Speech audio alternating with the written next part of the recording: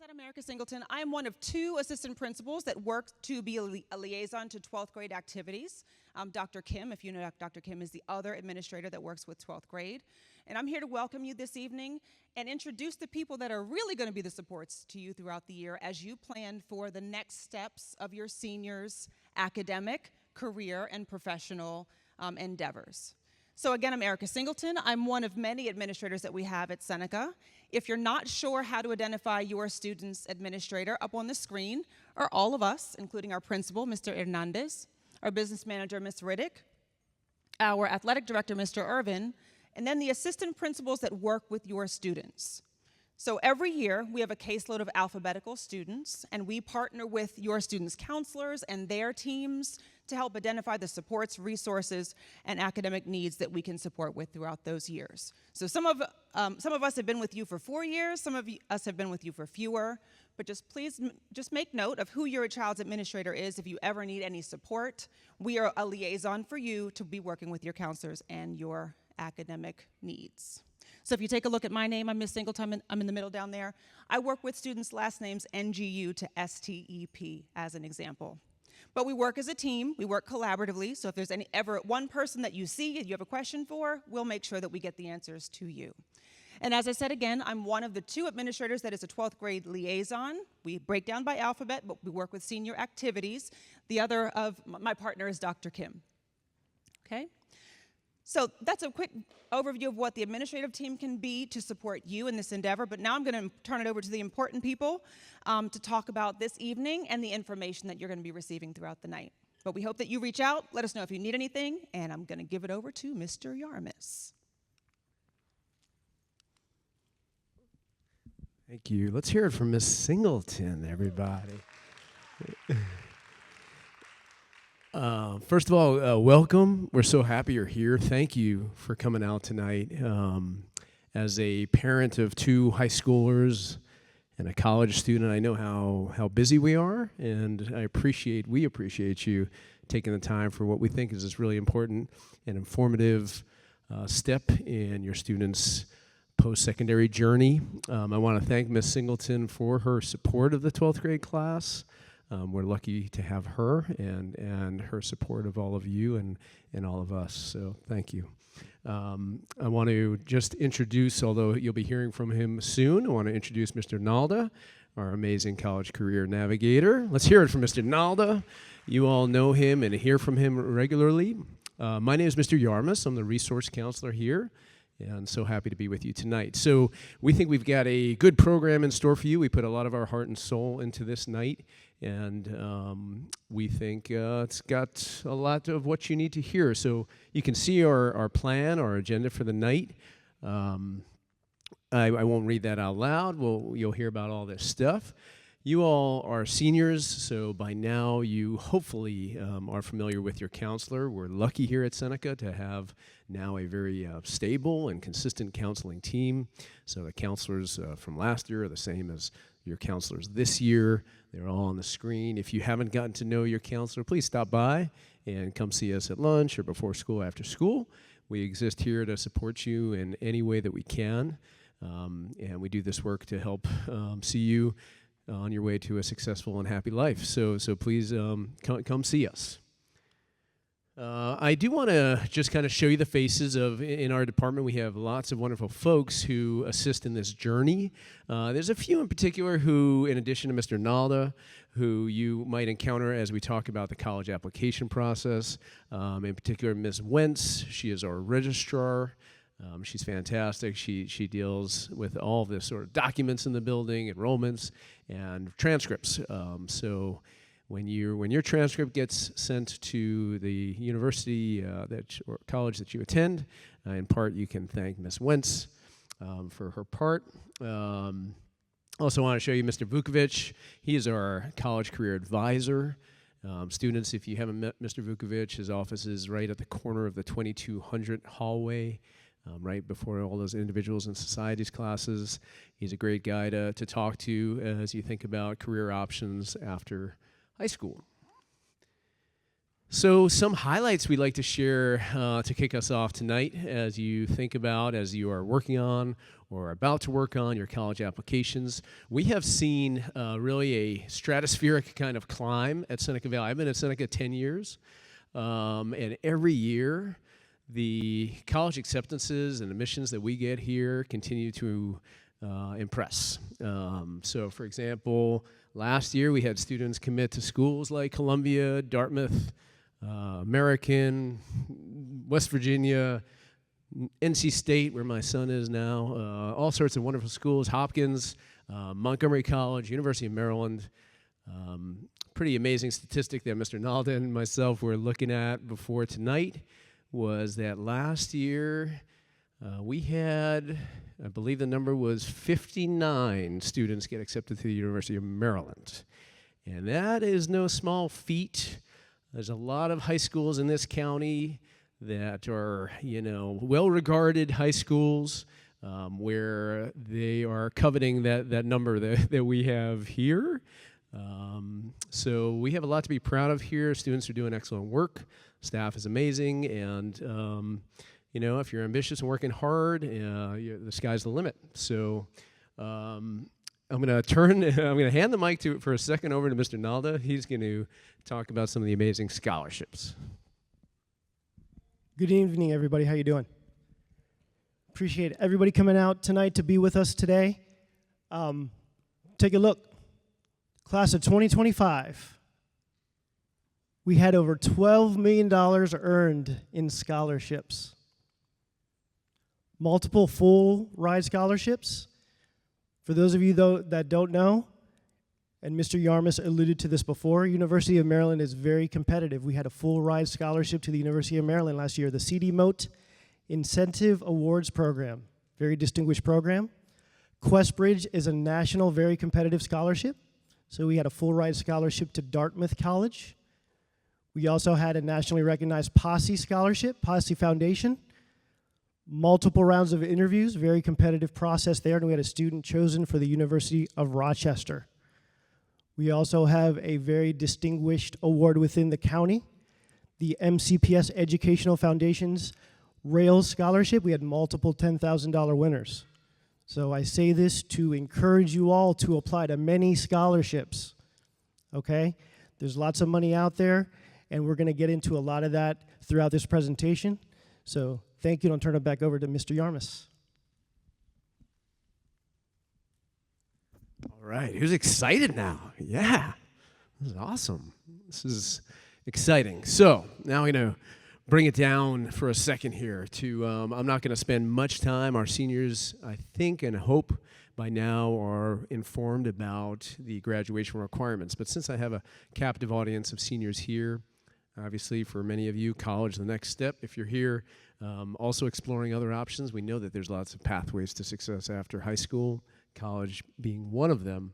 But first we got to graduate high school, of course. So you see there, you can see on our website, of course, these graduation requirements, the 4 credits of English, the 4 credits of math, et cetera, et cetera. If you have any questions, doubts, concerns about your status, please see your counselor. We're here to make sure that you're on track and that you're aware of what you have to do to walk across that stage, number 1, and then get to where you're going after that.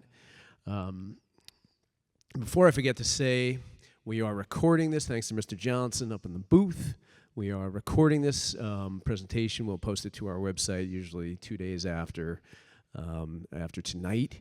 There's going to be a lot of information. For some of you, it's going to be kind of overwhelming, and we don't want you to feel overwhelmed. The process can feel overwhelming, but we try to simplify it as much as possible. My son, who's in college now, he goes to school in Frederick County, public school in Frederick County, but we use Mr. Nalda process for his college application process. It's very linear, it's very clear, and if you follow our process, things go really smoothly. So as I mentioned before, there's lots of options after high school. Tonight we're focusing, of course, on the college application process, but we know that's not necessarily the move for everyone or everybody right away. Going to bring it down really kind of to a base level for a second, and just talk about the two general options that exist in the world of colleges and universities. Usually when we just say college, we're thinking perhaps of a four-year school, schools like University of Maryland, Towson, Salisbury, Johns Hopkins. We can break that down further into dividing them between public and private schools. Miss Ruiz in the house, yes. So public schools get their money, a lot of funding from the state government.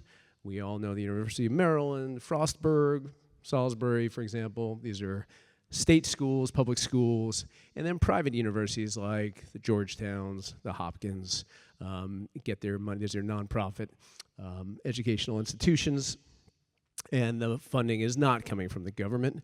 Common misconception we probably have heard is that private schools are necessarily more expensive and are going to cost students more than state schools or public schools.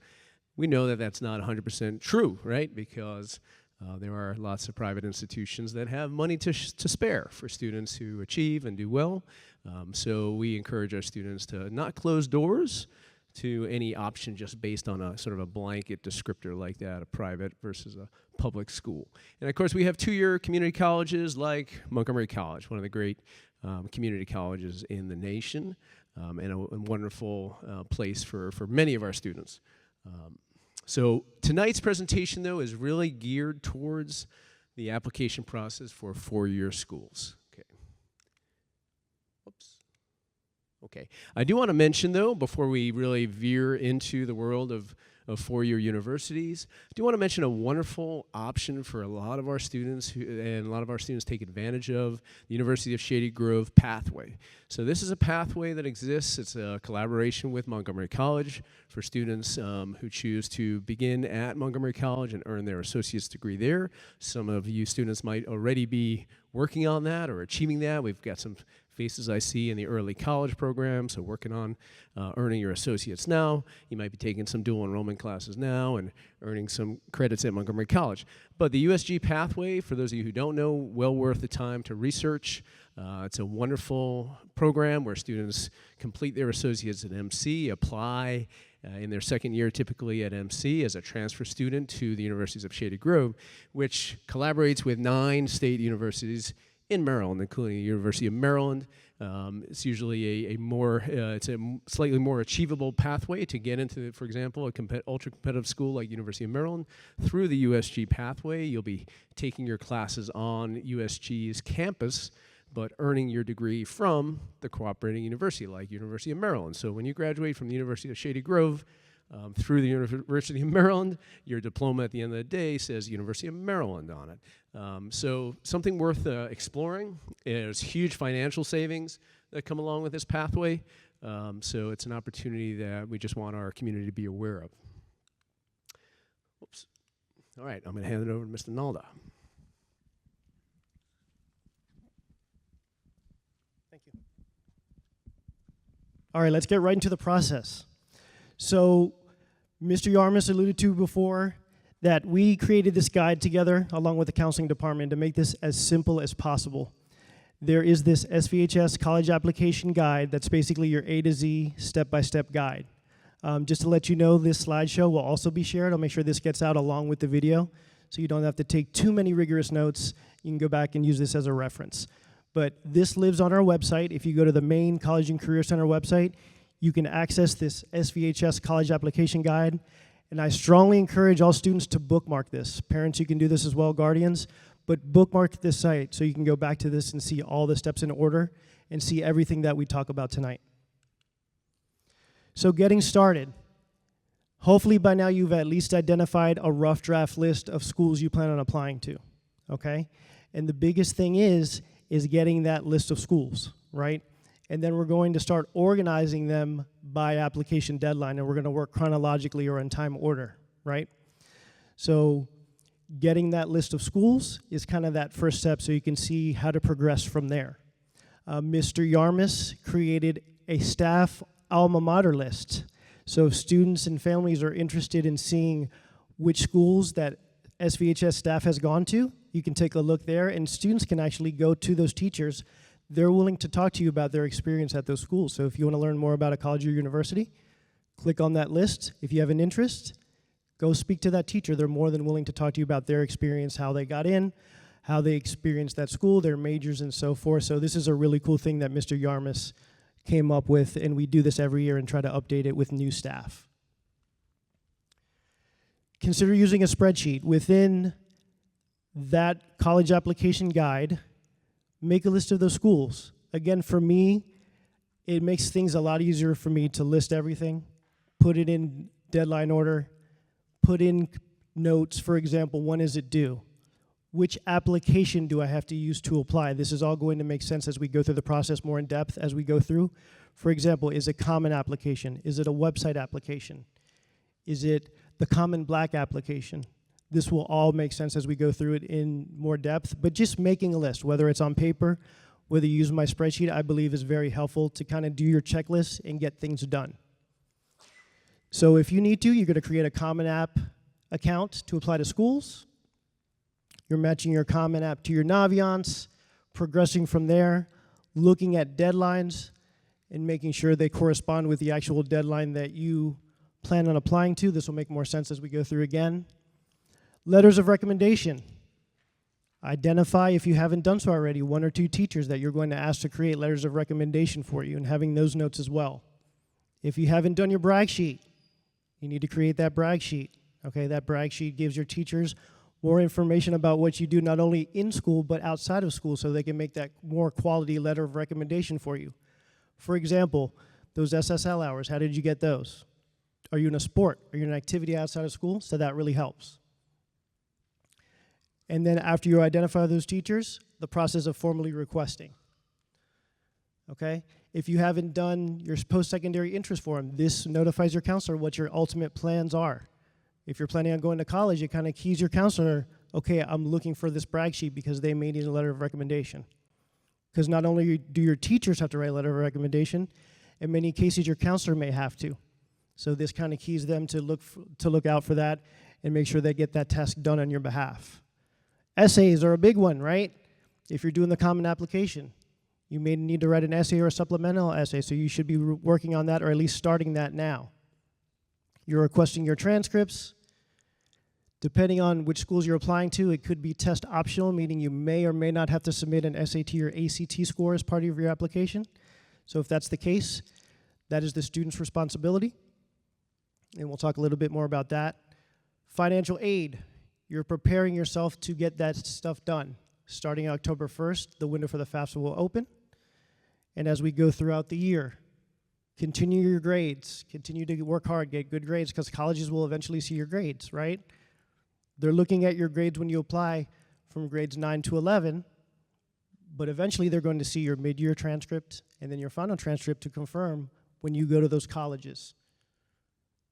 If you need more SSL hours, or if you're working towards that certificate of merit, the 240 hours, keep working hard, okay? And stay involved with your extracurricular activities so you can finish up those SSL hours. And finally, get accepted to schools and celebrate along with your counselors, and let us know, because we love to know after you hear those answers, okay? We like to keep track and celebrate you. Brag sheets. So again, this is a big part of having those letters of recommendations completed for you. The more thorough of a job you do with that brag sheet, the more quality of a letter that teachers and a counselor can write for you on your behalf to get these to schools. There's a process here. There's a brag sheet submission form. So after you complete the linked brag sheet, get that done, and then you submit it that way. That way your counselor has access. And then from there, you'll be able to send it to your teacher.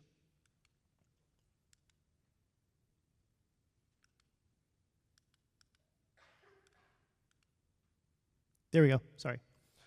All right, so as you're working through the common application, you're completing everything and submitting. Again, if you're using that college application tracker, that's a good way for you to mark off on your checklist as you complete and submit every different application. And again, you're working chronologically. Submit the earlier deadlines first and start submitting those, because there are different deadlines. For example, October 15th, November 1, November 15th. Work in chronological order and get those done. For students only applying to Montgomery College, it's a little bit of a different process. So their process is solely an online application. You submit, and there's no need for letters of recommendation There's no need for essays unless you're submitting an application for one of the more competitive honors programs or different scholarships, so keep that in mind. If you have questions about that, you can let us know. If you've already taken dual enrollment courses, or you're in early college and you already have an M number, you do not need to reapply to Montgomery College to take courses in the fall. You would simply reach out to Raptor Central, let them know you have that M number, and then from there, they can change your status. You tell them that you're changing your status from dual enrollment or early college to first-time freshman or incoming freshman in the fall, if that's your decided route at the end of the year. Okay, the different types of college applications. So the common application, why is it so important? The common application makes it really easy for students to apply to multiple colleges. A lot different than when I applied to colleges a long time ago. So it basically allows students to submit and fill out their basic information one time, but apply to multiple colleges.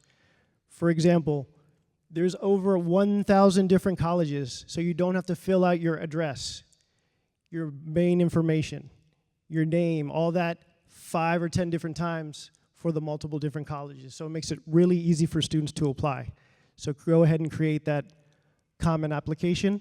If, again, you're going back to your list of schools and you're looking to see how you apply. So if they're all common application, you're creating that common application and knocking all of those out. At some point when you're done with your common application, if you started the process, you're going to link it to your Naviance account. This is an important step, okay? Common application is where you actually apply. The Naviance portion allows us as staff to submit all the supplemental information. For example, your letters of recommendation, your transcript, school profile, and everything else that's part of your application, okay? So when you get that done, you match those together. That way it goes to the proper university. So that's a big step that you need to do. After you match, you need to sign something called the FERPA waiver. The FERPA waiver gives us permission to send all your information to the colleges. When you are creating a common application account or any account going forward, whether it has to do with colleges, jobs, financial aid, do not use your MCPS account, okay? Because there are firewalls that prevent students from receiving external messages. So if you apply to colleges and you apply for financial aid and you use your MCPS account, you'll never know if you're missing anything. You'll never know if you've been accepted to a college because everything is blocked. So make sure you use a personal, professional email. If you have an email that doesn't sound so professional, then you may want to consider creating a new one. For example, Crazy Gamer or I Love Hello Kitty at yahoo.com. It might be time to get a new email, right?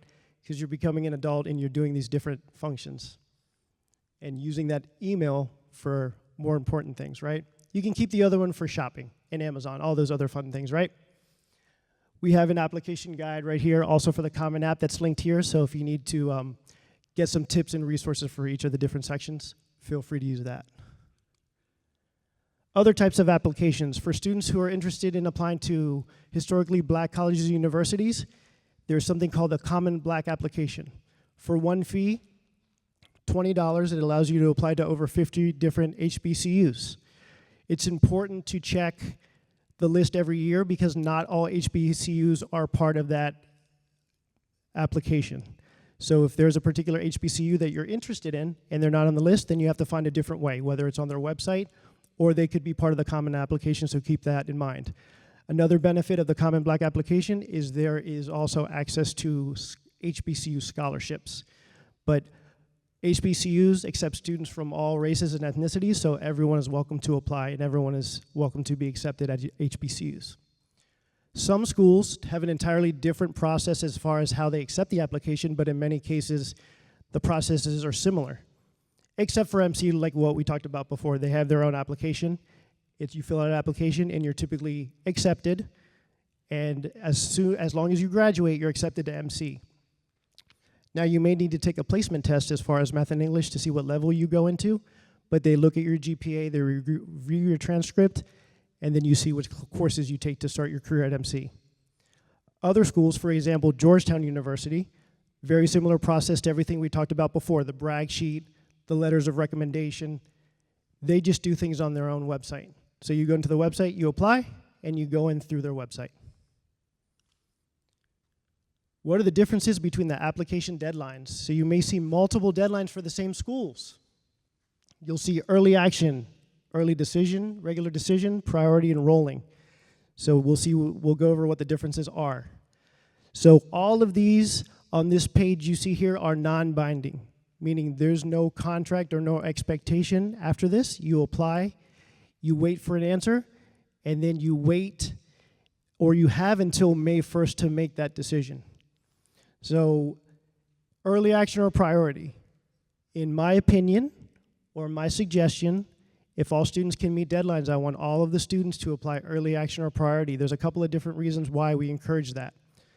Number one, the application deadlines are earlier, but you hear back from the schools earlier, okay? That's one benefit. The second one, you're showing additional interest in the school by applying early.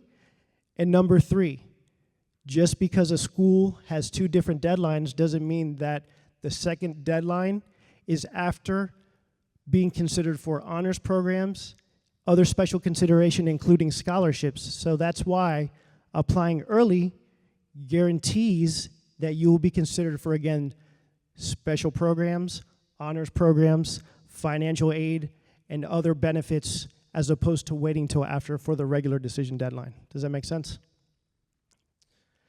Regular decision. Oh, for University of Maryland, that's a very popular one every year. They have an early action or priority deadline of November 1st, and then they have another deadline of, we don't even say it. That's why I didn't even say it. January 20th, like Mr. Yarmus reminded me. But we don't like to say it because they say it's so competitive. According to the rep at University of Maryland, they take 90% of their student body from the November 1 deadline. So waiting until January 20th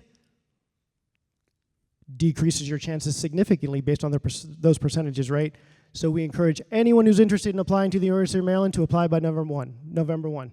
And we say that because many students are interested. So keep that in mind. All right, regular decision. Students submit an application by a specified time and receive a decision by a certain amount of time. Just to give you an idea, Maryland, they get tens of thousands of applications. You apply by November 1, you'll hear back by early February or end of January. University of Florida, they get 70,000 applications when I was talking to the rep last year. So deadlines are important, especially for the big schools. If you apply to University of Maryland and you turn that thing in on November 2nd, your new deadline has now been turned into January 20th. We cannot control that. So make sure if you're applying to those schools, you're meeting those deadlines. Rolling admission, many schools operate under rolling admission. They don't have necessarily a formal deadline. So what they do is, as some of the smaller schools or schools that operate under rolling admission, they get your application and they're continuously reviewing them throughout the year. So for example, like I said before, like Maryland has so many, Florida has so many, they have that deadline, they stop, they close down their admissions for a bit, and all they do is read, and they process all of them. But some schools, they process applications as they receive them. Binding. All right. So some of you have seen maybe early decision. Early decision means that if you apply early decision and you are accepted, the expectation is you are going to that school in the fall. This is regardless of financial aid, how much it costs, or how many scholarships we receive.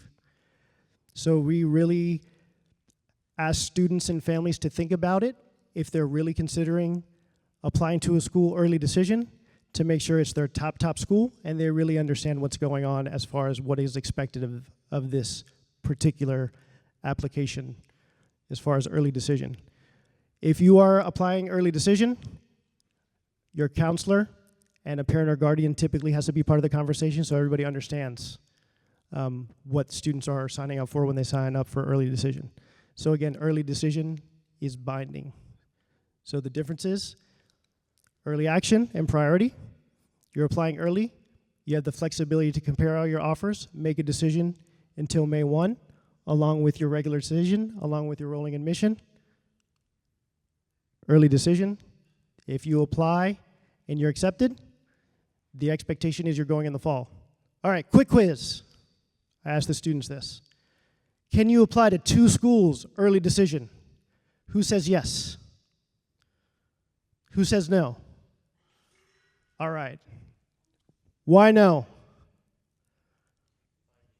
Binding, right?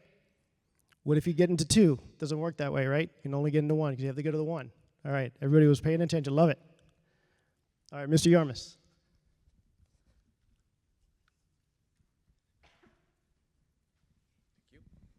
All right, thanks, Mr. Nalda. So I like your quiz there. Here's another quiz. Let's say you're applying at University of Maryland. Who is listening to Mr. Nalda? What date should you apply by? That's right, November 1st. Right? Yeah, that's really important. Here's another one. What's the document that you should get to your counselor and teachers as soon as possible if you haven't already so that they can write a letter of recommendation for you? Yes, you guys are awesome. All right. So, Naviance, you know, for students here who have been MCPS students for your life, you know, you've always kind of known of this thing, Naviance. Maybe a counselor came into your classroom one time in middle school or high school and did some kind of lesson, right? It's always been this tool to help you explore your future. But as Mr. Nalda mentioned, now it switches from being this kind of ancillary tool for searching to this critical piece of the college application process. If you are not familiar for how to use Naviance for these applications and this process, you are going to, you're going to have some issues. Because as Mr. Nalda mentioned, this is how we transmit your documents to the universities that you apply to. So it's really important that you're aware of how to use it. And we're going to kind of break it down for you. Even though you've heard this before, we hope. Again, one of the most common questions that Mr. Nalda, myself, the counselor will get is, I forgot my password. You know, we're used to saying that. I can't log in to Naviance, right? Well, you don't have to know a password because you don't access Naviance pretty much anymore through a password. You're going to use the one-click system. You're going to make sure that you're logged into your mcps.net account. We always tell students the best way to verify that you're doing that is make sure you're in your school Gmail. You see the Montgomery County Public Schools icon in the top right corner of your Gmail. Then you know that you're not in your personal Gmail account. You're in your MCPS account. Once you're in there, all you have to do is go to that Google waffle, those 9 buttons in the top right corner.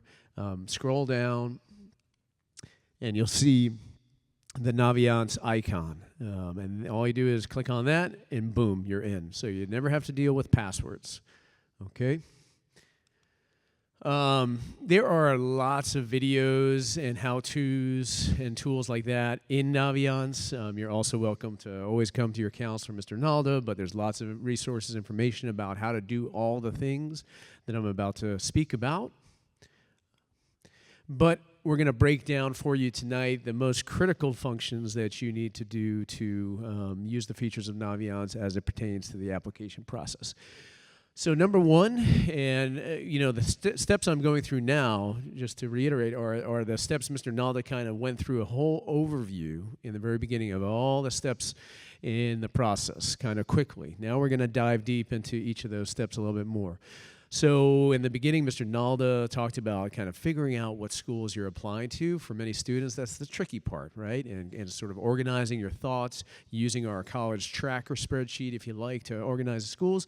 Once you've come up with that list of schools, you're going to make sure that those schools are listed in Naviance under the colleges I'm applying to screen. You can find that by going to the favorites, just click on the heart at the top of the page. Naviance is now very mobile device friendly, so you can do this stuff on your phone, but we highly recommend getting in that habit of doing stuff like this on a laptop. It's just easier, it's more intuitive to see things. So you're going to click on the Colleges I'm Applying To tab that's located under Favorites or under Colleges, and I'm going to show you what that looks like on the next screen. And as Mr. Nalda mentioned, you're going to match your Common Application account with your Naviance account. It sounds complicated, but it's super simple. The first time that you go into the colleges I'm applying to screen, you're going to typically see a red bar at the top of the screen that's copied on the bottom here.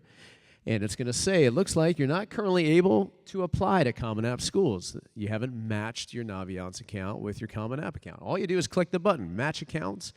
It's going to ask you to enter your date of birth, and boom, you've matched. So it takes about 30 seconds, but it's an important step.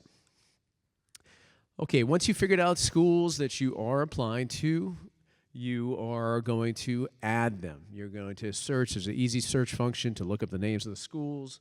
You'll click on them, and they will appear in the list. Okay, this list is not necessarily, this does not necessarily mean if you add a school there, does not 100% mean that you're locked in stone, that you must apply and must submit the application to that school.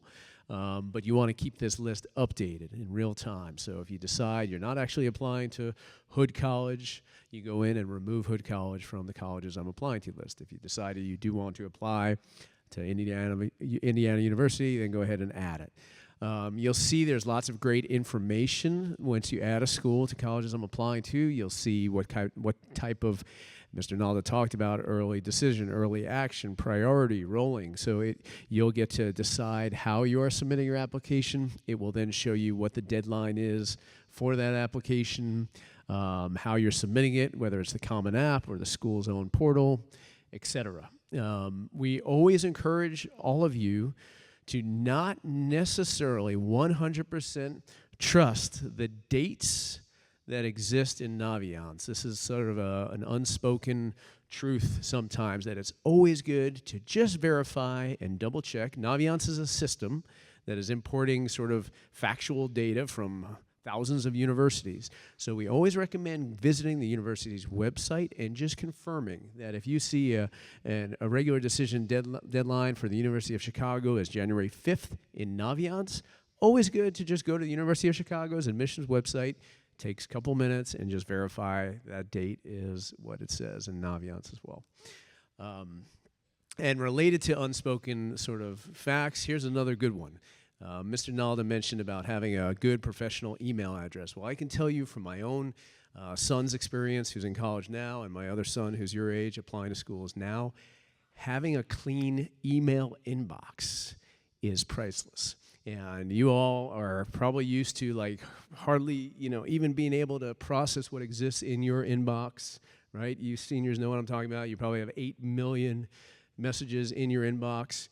Whatever email address you use, your professional email address that you're going to use for your college applications, take some time to get all the junk out of that inbox and get ready for the college application process, because you will get lots of emails. You'll be inundated with emails, and you really need to be on top of those emails.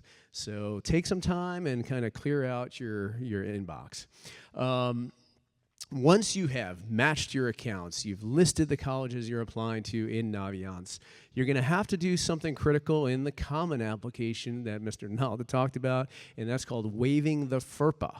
The FERPA is a privacy release that essentially grants permission for a school to convey information about you to universities you're applying to. You have to give your consent for that. And without that consent, your high school cannot transmit your required documents to a university. So the FERPA release also just takes a couple of minutes. It's a little tricky to find, so if you're struggling with that, when you get to that point, just look at Mr. Nalda's application guide. It walks you through it. It shows you how to do it here. Once you've got schools listed in your Common App, you'll click on any one of those schools. So let's say you click on University of North Carolina, Chapel Hill, my alma mater. Nice little plug there. By the way, I'm always waiting for a Seneca Valley student to go to UNC, so if it's you and you're interested in UNC, come talk to me. University of Maryland, go see Mr. Nalda. But once you click on that school, it'll give you the option on the side to click on Recommenders and FERPA, and you'll click on the View Release Authorization button, click, you might put your birth date in again, and boom, our school will have the ability to send your transcript and letters to the schools you're applying to. Okay, speaking of letters of recommendation, again, Mr. Nalda mentioned before, one of the common misconceptions about the college application process is that every student needs letters of recommendation, okay? As Mr. Nalda mentioned, that's not true. If you plan to attend Montgomery College, for example, and you know that's where you're going, you're not necessarily applying to the honors program at Montgomery College, you don't need to worry about letters of recommendation in the brag sheet. Most four-year schools require letters of recommendation, but not all. And there's great variation in what type of letters schools require. So it's another moment where it's worth, once you've figured out where you're applying, take a minute, look in Naviance, look at the college's website. And it's usually very easy to intuitive to find by going to the admissions website for a school and find out how many letters, if they require letters at all, they need. Some schools require one teacher letter, some schools one teacher, one counselor, some schools two teachers, one counselor, some schools two teachers, no counselor. So there's a lot of variation, but a standard kind of thing is one or two teachers and a counselor. So once you figured all that out, many of you already did this in the spring before we got into the summer. You may have had a conversation with a teacher and asked them if they're willing to write you a letter. If so, that's wonderful. If you didn't do that yet, you really want to do that ASAP. So find a teacher, preferably a core academic teacher. Now, of course, if you're applying to Juilliard, right, that's a wonderful music school, right, you would probably need a letter of recommendation from Mr. Stevens, for example, our music instrumental teacher, right? So if you're applying to a unique vocal program, you would talk to Ms. Walker and want a letter from her. But for the most part, you're going to request letters from your core academic teachers. And the sooner the better, right? Your teachers, your counselors are human. They have lots of stuff to do. You're a priority, but make sure that you're not asking teacher or counselor for a letter of recommendation right before your application is due. So we say at the very minimum 15 school days is a good rule of thumb, but even before that makes us happy. So please do that.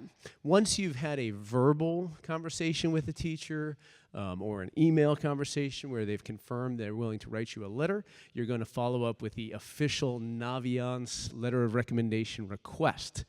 That's critical, right? That's how your teacher will upload your letter for you to your Naviance account. So they're not going to give you their letter of recommendation. They're not going to give it to mom or dad. They're going to submit it directly to Naviance. Counselors in general will write a letter for you if you're applying to any four-year school that requires letter of recommendation. You can assume your counselor will do that. You don't need to request that letter through Naviance from your counselor. Counselor letters are different than teacher letters. Your submission of a brag sheet to the Google brag sheet submission form serves as your counselor letter of recommendation request, if that makes sense. It's a lot of info. When we submit your letters, we will also submit typically your transcript, and I'm going to talk about that in a sec, and the school profile. Okay, so transcripts. We all know transcripts are important, right? You've worked your whole academic life to create hopefully a beautiful and impressive transcript. As Mr. Nalda said, you're continuing to build that transcript right now by remaining in senior year rigorous classes. Colleges want to see that you haven't just dipped in your senior year. You're a student on the rise into college, so they want to see that trajectory. So keep going with those challenging classes and keep working hard. You're going to request your transcripts through Naviance by going to the Manage Transcripts tab. It's also really obvious. When you request a transcript, it will give you three options: an initial, a mid-year, and a final. There's only one time you're going to request a final transcript, and that's once you've decided after May 1 which university you're attending. Then you'll request your final transcript, but up until then, you're going to request the initial and the mid-year for all the schools you're applying to. There's no fee at Seneca Valley for requesting transcripts. Some schools do that, we don't, so you don't have to worry about that. Last thing I'll say is college admissions testing. Right, this is one of the kind of common sort of question points for folks. I'm the SAT coordinator here at Seneca Valley for Saturdays, so we have a test here this Saturday. Some of you might be here for maybe one more shot at the SAT. We offer at Seneca most of the SAT dates. There's a new one this year. First time they're offering a September test. But the SAT, ACT, Mr. Naldo mentioned, this is a key point, is that one step of the application process that your counselor and Mr. Nalda is not responsible for is the submission of your SAT or ACT scores to the universities that you're interested in. That's something we cannot do, we're not able to do. That is entirely on you. So if you took the SAT or ACT, as most of you surely did in junior year, if not more times, you are responsible by going into your College Board account once you've determined the schools you're really interested in applying to and requesting your scores to go to those schools. Now, big question in a lot of your minds is, should I submit my scores? We're going to talk about that more a little bit later. That's the million-dollar question in a lot of students' minds in this world of test-optional schools. So there's also some other college tests like the TOEFL. Some students might have to submit the TOEFL score or a Duolingo English language assessment. For MC, if you're a dual enrollment student, you might already be familiar with ALEX or the AccuPlacer. Those are some MC assessments. There's lots of free and very good SAT, ACT prep available through Khan Academy. All this is on Mr. Nalda's College and Career website, which is an amazing resource. Whoops. And again, you're going to need to request your scores directly from ACT or SAT. Oh, wow. Okay, last couple of things, and we're going to wrap up and maybe have a little question and answer if we can. Just kind of want to go through the timeline for you to break it all down. Remember, fall, that's right now. So you should be touching base with teachers who you've already asked to write you a letter, or if you haven't done that yet, you're going to ask humbly and politely if a teacher would be willing to write you a letter. You're going to go into Naviance and update your list of schools you're applying to. You're going to request your transcripts, the initial and the mid-year, starting October 1, so you can't do this yet. Make sure you do the FAFSA. Parents, you're going to need your last year's tax returns to be able to submit the FAFSA. If you're planning to apply to Maryland State Schools, like many of you will, you're going to do your MD CAPS application. And keep in mind those really important early action deadlines that Mr. Nalda talked about. So October 15th, for example, there's a really great school that has an October 15th early action deadline. Anybody know what school that is? UNC, that's right. Yeah, UNC, Chapel Hill has an October 15th early action deadline. So if you want to go to UNC and you don't apply by October 15th, like you're not getting in. It's like really, really hard, right? Same goes for November 1st for University of Maryland. Clemson, I heard somebody say, is another one of those October 15th deadlines. So the early bird gets the worm, right? And that is really true in the college admissions process and scholarships and money and things like that. So you're going to, once you've done your, a lot of students, I'll say, are worried about scholarships, right? We recommend you kind of focus your energy in the beginning on the application process. Get those applications done, get your essay done, get all that stuff done, and you can kind of keep working as you go on scholarships. But sometimes students get a little distracted by the whole scholarship thing. So focus on those applications first. After that, just maintain those high grades, keep working hard in those rigorous classes, right? Soon all those good news will start rolling in.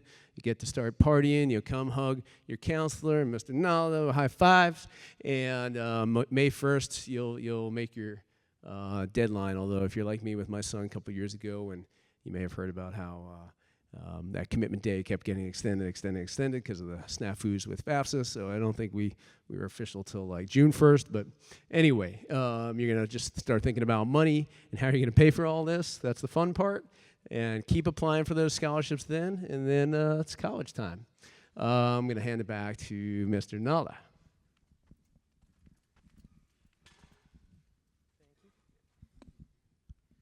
All right, athletics in college. For any of you that are interested in pursuing athletics, for anyone who's pursuing D1, Division I or Division II athletics, you need to create a certification account. Okay, this is before you can make any formal visits. So please keep in contact with your coaches, your counselor. Me and Ms. Wentz are also the contacts for the NCAA. So if there's any procedures that you need done, for example, uploading a transcript, make sure you're in contact with us and your coaches to get that process done. Now for Division III, they don't offer athletic scholarships. That's how they operate. They offer academic scholarships only. So at that point, you would only need to create a profile. If you originally are thinking about D3, but then maybe down the line you get an offer from a D1 or D2, we can help you transition that that profile page into a certification account. So again, D1, D2, certification account. There is a fee associated with that. And then a free profile page for D3. Again, any questions that you can reach out to me, your counselor, or Ms. Wentz. Farms and free fee waivers. So any students that qualify for free or reduced lunch, all of those applications we talked about before, there is a cost. Montgomery College is free to apply to, but many of the colleges charge per application. Okay, so if you qualify for a fee waiver, that's a benefit. Make sure you're talking to your counselor. Reach out to me as well. And there is a cost, again, associated with NCAA certification accounts, so make sure if you do already have that benefit, utilize that and get those fee waivers. Other benefits are you can retake the SAT or ACT, again, for free. We can give you a waiver. Many of you have already come to us for that. And at the end of the year, after you make that decision, May 1, depending on the college, they may waive that deposit fee if you reach out to them and tell them there's an economic hardship. So if that's the case and you have a question, you can always reach out to your counselor. All right, financial aid. Where does it come from? The federal government, the FAFSA, the state of Maryland, the schools that you apply to, okay?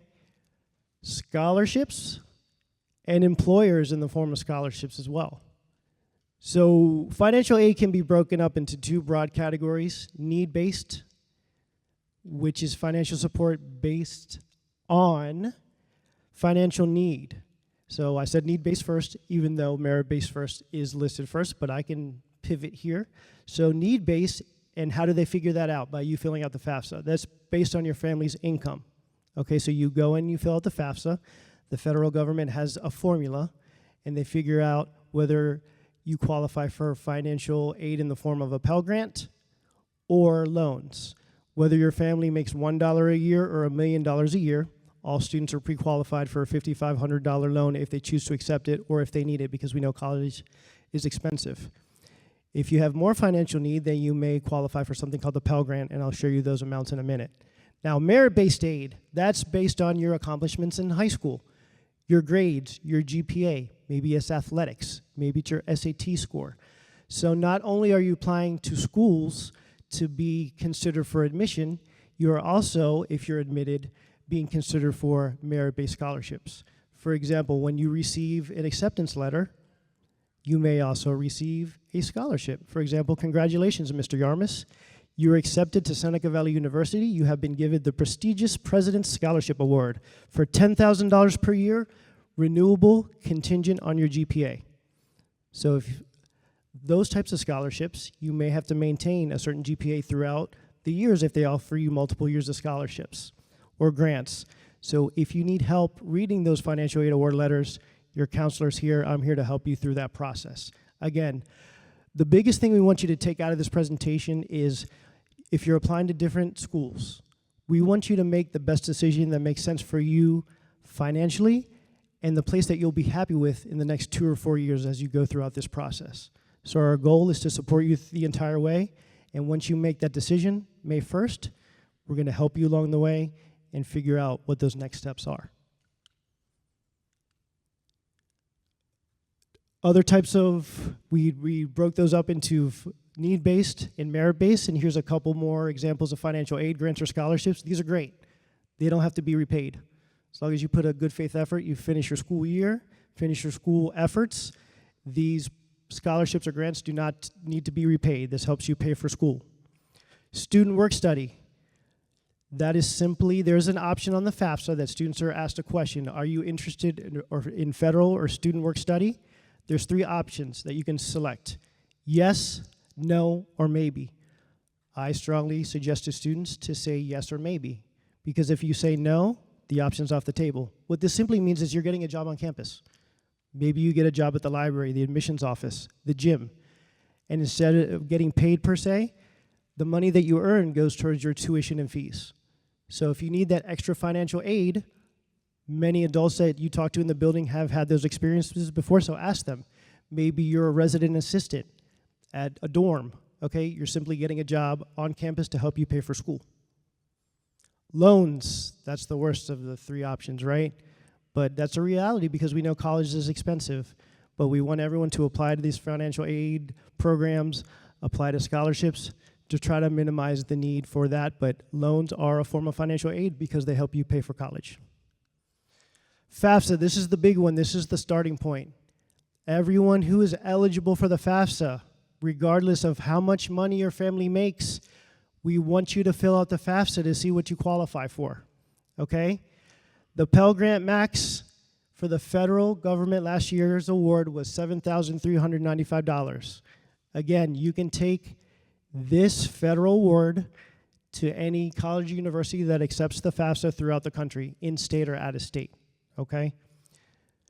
October 1st, 2025, not 2024, you can begin to, that's on me, I apologize. October 1, 2025, you complete the 26-27 FAFSA. So when you log into the FAFSA, you will see 25-26, you will see 26-27. The first year you folks will be in college will be 26-27, so don't fill out the wrong year. I will put that multiple times, bolded and highlighted when I send out more information as we get closer to the date. So keep that in mind, you'll see those two options, okay? 26-27 FAFSA. In general, colleges have different deadlines for the FAFSA, so try to get that done pretty soon after October 1. And if you need help, please reach out to us and we can help you with some guides. There'll be different sessions offered by Montgomery College that support students, and you don't necessarily have to go to Montgomery College. You can utilize those resources and they can walk you through the FAFSA, and we can also provide support. So keep your eyes open for that, and we share that with you, okay? Again, if you're eligible, fill it out. Even if you don't qualify for the Pell Grant, many schools, many colleges, many scholarships want to see that you've done it, and that's part of a checklist before you can kind of proceed in some of the scholarship processes. And financial need may not be a factor in those colleges, but they just want to see that you've done the FAFSA, so they can consider you for other types of aid. So again, regardless, if you think you qualify for that Pell Grant, fill it out because it has other benefits. Never pay for the FAFSA. Don't do a Google search and go down a rabbit hole where it says, if you give me $1,500, I'll get you the most money for the FAFSA. No, it's free. If you have questions, please reach out to us. Never pay for the FAFSA. The word free is in the acronym, okay? If you plan on attending a college or university in the state of Maryland, you're also going to fill out lots of acronyms here. MDCAPS, Maryland College Application Processing System, for MHEC, the Maryland Higher Education Commission. So, this is aid from the state of Maryland. Aid from the state of Maryland needs to stay within the state of Maryland. So if you're given money from the state of Maryland, you can only go to a college or university in the state of Maryland. This includes Montgomery College, okay? You cannot take Maryland funds outside of the state. So for example, if you go to the prestigious North Carolina in Chapel Hill, you can take your FAFSA with you, but you can't take your MDCAPS money with you because it's out of state. Sorry, Mr. Yarmus. The state deadline for the FAFSA to be considered for state aid is March 1, but again, look at the individual colleges. They may have different deadlines for their FAFSA, so try to get this done pretty soon after October 1. Very minimum, January 1's a good target deadline for you, but if you could do it sooner, it's better, okay? But definitely before March 1. If there's a 0.001% chance that you're going to college or Montgomery College, I tell this to students, fill out the FAFSA before the deadline, that way you have it as an option. You always want options. You can always say thanks but no thanks, but there's not much we can do after the deadline. So just get it done. MHEC 1 application, that is an alternative for those students that cannot fill out the FAFSA due to eligibility requirements. If there's questions, you can reach out to me or your counselor. We can help you through that. That still gets students, if they don't qualify for the federal aid, they can still qualify for the state aid. All right, so we can answer those questions if you have those as well. Who remembers what the amount for the FAFSA was? What was the max? $7,395. The max from the state of Maryland is $18,000. I'm not a math major, but $18,000 plus $7,000, if you qualify, goes a long way to pay for state schools. So something to consider. Typically, the range is between $3,000 to $18,000 if you do qualify. So again, take anything away from this presentation. Remember this one thing from me. Remember that Mr. Yarmus went to University of North Carolina. Remember from me, fill out your forms and see what you qualify for, right? Just to see. Lots of different awards from the state of Maryland to explore. Let's say you do the FAFSA and you qualify only for loans. You may still qualify, if you're thinking about Montgomery College, for the Maryland Community College Promise Scholarship because it's a different income threshold or minimum to qualify. So maybe if you're making a decision, well, maybe I'll start at Montgomery College, then transfer to a different university, this can help you pay for those first 2 years. It's all about options, researching, and figuring out what the best plan for you and your family is. We talked a little bit before about filling out the FAFSA. Maybe you don't qualify. There's lots of legislative and senatorial scholarships that are available to students. Some of them don't have that financial need piece. Okay, maybe there's minimum as far as how much families make, but a lot of them, do not have a minimum income level. So these are based on where you live, these legislative scholarships. So you plug in your address, and everybody here has representatives from the state of Maryland, either a legislator or a state senator, and you could qualify to apply for those different scholarships. All right. Seneca Valley is a little bit different because we're split. Some of you live in District 15, some of you live in District 39, and some of you live in other districts. So it's important to kind of search who your legislators are, reach out to them, and ask them about scholarships. All right, CSS profile. This is more for the private schools and the Ivy League schools, not so much the state schools. So if it is the case, this is simply a deeper dive into your finances. It's like a more in-depth FAFSA. So if that has a requirement, you have to go to College Board to fill out the CSS profile. So not only are you doing that FAFSA, you're doing the CSS profile, so make sure you're checking in on those checklists to get that done. Okay, we talked about merit versus need-based, college scholarships, award letters, and then how to find scholarships. I send out weekly newsletters or weekly notes every Friday. Check our websites. FastWeb and Going Merry are two big sites. And again, everyone's going to get the slideshow, and we're going to try to wrap this up so we can have time for questions. There's another option here, Academic Common Market.